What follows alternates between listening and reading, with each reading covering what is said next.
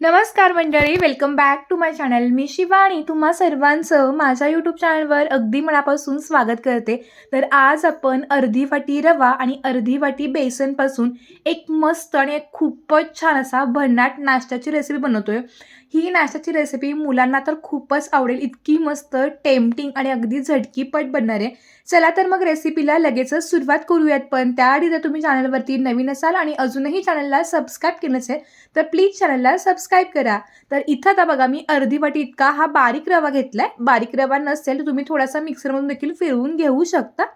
आता ज्या वाटीनं आपण रवा घेतला तर त्याच वाटीनं इथं बघा मी अर्धी वाटी इतकं डाळीचं म्हणजेच बेसनचं पीठ घेतलंय. यामध्ये आता आपण चवीनुसार मीठ घालून घेऊयात. आणि ज्या वाटीनं आपण रवा आणि बेसन घेतलं त्याच वाटीनं मी अर्धी वाटी इतकं दही घेतले. प्रमाण अगदी साधं सोपं आहे. अर्धी वाटी रवा, अर्धी वाटी बेसन, अर्धी वाटी दही आणि अर्धी वाटी पाणी. आता हे सगळे जिन्नस आपण चांगलेसे मिक्स करून घेणार आहोत. बऱ्याचदा असं होतं की आपण तोच तोच नाश्ता खाऊन कंटाळतो किंवा मुलं शाळेतून आल्यावर हट्ट करतात की आई काहीतरी वेगळं बनवू ना गं, जे मी आधी कधीच खाल्लं नसेल पण चवीला खूप छान असेल. तेव्हा सगळ्यांना प्रश्न पडतो की आता काय बनवून देऊ. त्यावेळी तुम्ही अगदी झटकीपट मुलांना ही रेसिपी बनवून देऊ शकता. मुलांची तर ही रेसिपी फेवरेटच होईल ह्याची मला 100% गॅरंटी आहे. तर आता इथं तुम्ही बघू शकता अगदी छानपैकी हे मी पीठ मस्तपैकी भिजवून घेतलं. थोडंसं आता हे पातळ वाटतंय पण रवा आहे तो चांगला भिजला गेला की घट्टसर होतं. 5 ते 7 मिनिटं झाकण ठेवून ठेवलं. त्यानंतर 5 ते 7 मिनिटानंतर हे बॅटर छान रेस्ट झालं होतं. झाकण काढून घेतलं. मी तुम्हाला दाखवते देखील की आता बघा मगासपेक्षा जे बॅटर आहे ना ते थोडंसं घट्टसर झालंय आणि रवा देखील अगदी छानपैकी असा फुलून आलेला आहे. रवा चांगला भिजला गेला ना तर कोणतीही रेसिपी अगदी मस्तपैकी बनते. आता हे खूपच मला मिश्रण घट्टसर वाटतंय त्यामुळे मी थोडंसं पाणी घालून ज्या पद्धतीनं आपण डोसाचं वगैरे बॅटर करतो ना अगदी त्याच पद्धतीनं मी थोडंसं असं सैलसर असं बॅटर करून घेते. तुम्ही जर चॅनलवरती नवीन असाल आणि अजूनही चॅनलला सबस्क्राईब केलं नसेल तर प्लीज चॅनलला सबस्क्राईब करून त्यापुढील बेल बटनला क्लिक करायला पण विसरू नका, जेणेकरून माझे असेच छान छान व्हिडिओ झाले की त्याचे नोटिफिकेशन तुम्हाला सर्वाधिक पाहायला मिळतील. तर आता बघा इथं अगदी परफेक्ट पद्धतीने मी छानपैकी असं बॅटर मस्तपैकी करून घेतलंय. जास्त घट्टही नाही आहे, जास्त पातळही नाही आहे. तर ह्यामध्ये आता आपण अगदी छान चव यावी आणि मुलांना हा नाश्ता खूपच आवडावा म्हणून ह्यामध्ये आपण 1 पॅकेट इतकं मॅगी मसाल्याचं घालतोय.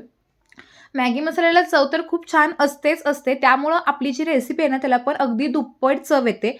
पूर्णपणे जर ऑप्शनल आहे. जर तुम्हाला हा मॅगी मसाला आवडत नसेल किंवा जर तुम्हाला घालायचा नसेल तर तुम्ही स्किप करून ही रेसिपी आहे अशी कंटिन्यू पण करू शकता. फक्त मुलांसाठी म्हणून मी टेम्पटिंग बनवते. आणि त्यानंतर पाव चमचा इतका मी खायचा सोडा म्हणजेच बेकिंग सोडा घातला. आता हे दोन्ही जिन्नस आपण चांगले असे मिक्स करून एक 2 ते 3 मिनिटं हे बॅटर चांगलं असं फेटून घेणार आहोत. आपण बऱ्याच वेळा वेगवेगळ्या भाज्यांमध्ये देखील मॅगी मसाला घालतो आणि तो मुलांना खूप आवडतो. ही आपण टिफिन सीरीजमध्ये देखील बघितलं होतं. म्हणूनच मी आज ही रेसिपी तुम्हाला दाखवते. ही युनिक आहे, भन्नाट अशी रेसिपी आहे. याआधी मुलांनी कधी खाल्ली किंवा ऐकली पण नसेल अशी मस्त रेसिपी आहे. आणि सगळ्यात महत्त्वाचं म्हणजे ह्या रेसिपीला कोणत्याही प्रकारची भाजी, चटणी, आमटी कशाचीही गरज लागत नाही. त्यामुळे नुसतं ही मुलं अगदी एन्जॉय करत ही रेसिपी खातील. तर अगदी छानपैकी हे मॅगी मसाला आणि सोडा मिक्स केल्यानंतर रंगही अगदी छान आलाय. आणि बॅटर पण बघा अगदी मस्त असं स्मूथ आणि हलकं-फुलकं झालेलं आहे.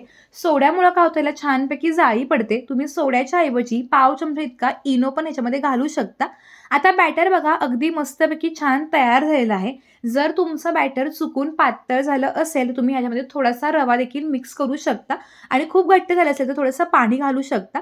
आता इथं बघा गॅसवरती एक मी नॉनस्टिकचा तवा ठेवलाय. तवा चांगला गॅस मोठा ठेवून तापवून घेतला. त्यानंतर अशा पद्धतीनं तेल लावून गॅस बारीक करून घेतला. आता पाण्याचा हबकारा मारून टिश्यू पेपरनं किंवा एखाद्या कॉटनच्या कपड्यानं हे तवा छानपैकी क्लीन करून घ्यायचा.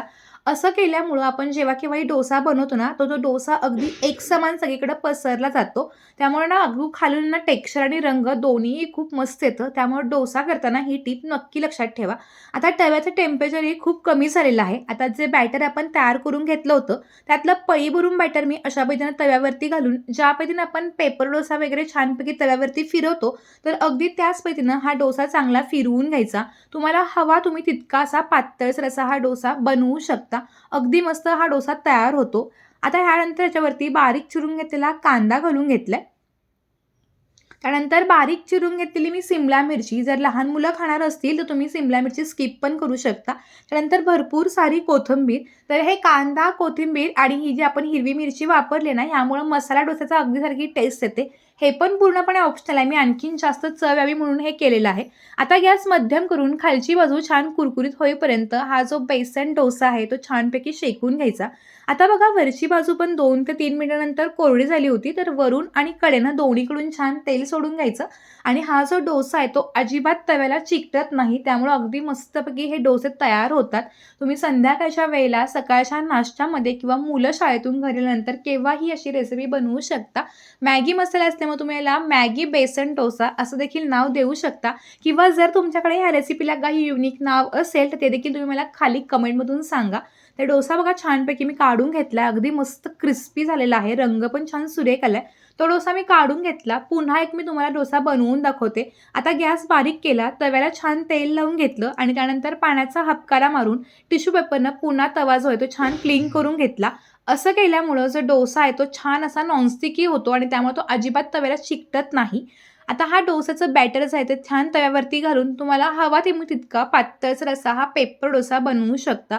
अगदी छान ही रेसिपी लागते. जेव्हा मुलं खातील ना, तेव्हा प्रत्येक आईचं ते कौतुक करतील. इतकी मस्त रेसिपी आहे आणि त्यामुळं आईला देखील खूप आनंद होईल. इतकी मस्त रेसिपी जर मुलांना आवडली तर नक्की ट्राय करून बघा. तुम्हाला जर माझी रेसिपी आवडली असेल तर व्हिडिओला लाईक करून चॅनलला सबस्क्राईब करायला देखील विसरू नका. हा व्हिडिओ शेअर देखील करा. तर मस्तपैकी बघा वरून छान असा मसाला डोसासारखा फील येतोय. अगदी छान क्रिस्पी असा हा डोसा तयार झालेला आहे. तुम्हाला ह्या नाश्त्याच्या सिरीजमध्ये दुसरा कोणता नाश्ता बघायचा आहे हे देखील मला कमेंट करून सांगा. मी लवकरच देखील तुम्ही सांगितलेली रेसिपी नक्की ट्राय करेन आणि तुमच्यासोबत तो व्हिडिओ लवकरच मी शेअर करेन. तर आता बघा अगदी मस्तपैकी असे गरमागरम असे छानपैकी हे बेसन डोसे तयार झालेले आहेत. आयत्या वेळी जर तुम्हाला काय बनवू हा प्रश्न असेल ना तर तुम्ही नक्की बनवू शकता. सगळेजण कौतुक करत खातील इतका मस्त असा हा टँगी डोसा आहे. तुम्ही हा टोमॅटो केचप किंवा नुसता देखील खाऊ शकता. आजची रेसिपी कशी वाटली कमेंटमधून जरूर कळवा. चला तर भेटूत एका नवीन आणि इंटरेस्टिंग व्हिडिओसोबत. तोपर्यंत मस्त राहा, खात राहा आणि सगळ्यात महत्त्वाचं स्वतःची काळजी घेत राहा. धन्यवाद. बाय.